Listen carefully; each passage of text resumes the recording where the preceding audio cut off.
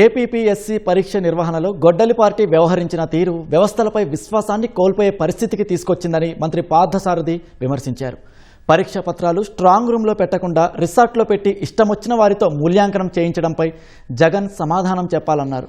Group 1 అక్రమాలపై SIT ఇచ్చిన report అంశాలపై జగన్ బహిరంగ చర్చకు రావాలని మంత్రి పార్థసారథి సవాల్ చేశారు.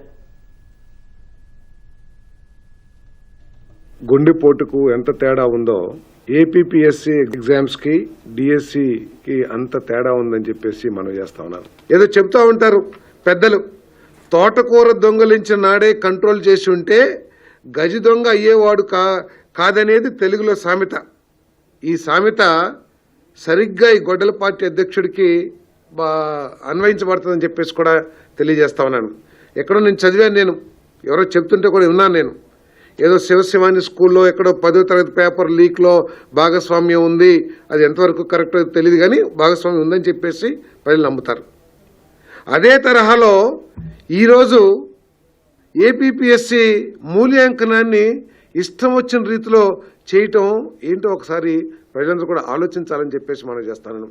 మీరు చేసిన ఈ గ్రూప్ 1 ఎగ్జామ్ ప్రక్రియ ఏదైతే ఉందో ఆ ప్రక్రియలో ఏపీపీఎస్సీ చైర్మన్ ఇన్వాల్వ్మెంట్ కానివ్వండి, వారి ఆమోదం కానివ్వండి, ఎక్కడైనా ఉందా అని చెప్పేసి నేను ప్రశ్నిస్తామన్నా. నేను ఆఖరికి హైకోర్టు ద్వారా నియమింపబడ్డ సిట్ ఇచ్చిన రిపోర్ట్ను కూడా తప్పుగా అన్వయించుకొని తనకి ఇష్టం వచ్చినట్లు భాష్యం చెప్పటం ఆయన దిగజారుడు మనస్తత్వానికి తార్కాణం అని చెప్పేసి కూడా నేను చెప్తా ఉన్నాను.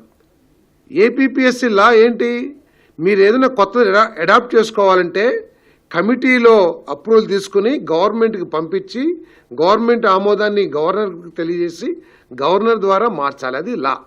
మీరు అదేమీ చేయకోకుండా మీరు డిజిటల్ ఎవాల్యుయేషన్ చేసేసి, అసలు డిజిటల్ ఎవాల్యుయేషన్కి ఏపీపీఎస్సీలో మొన్నటి వరకు అసలు ఏదైనా ఒక ఎస్ఓపి ఏదైనా ఉందా అని చెప్పేసి నేను ప్రశ్నిస్తా ఉన్నాను జగన్మోహన్ రెడ్డి గారిని.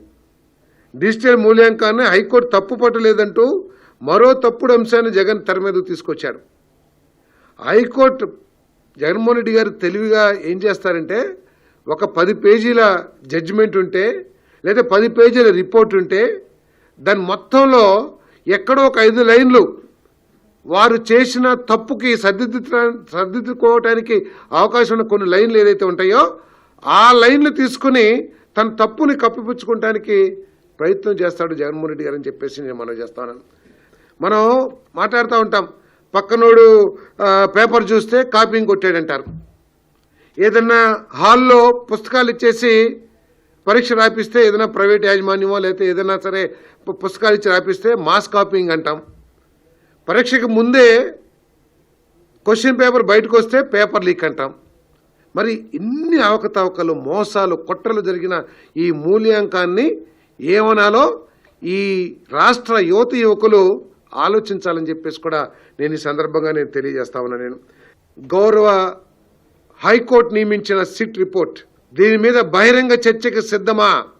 ఏ వైఎస్ఆర్సీపీ నాయకుడైనా సరే, గొడ్డలి పార్టీ అధ్యక్షుడైనా సరే, యువకుల మధ్య మనది ఈ రిపోర్ట్ మీద చర్చకి సిద్ధమా అని చెప్పేసి నేను ఛాలెంజ్ చేస్తా ఉన్నాను.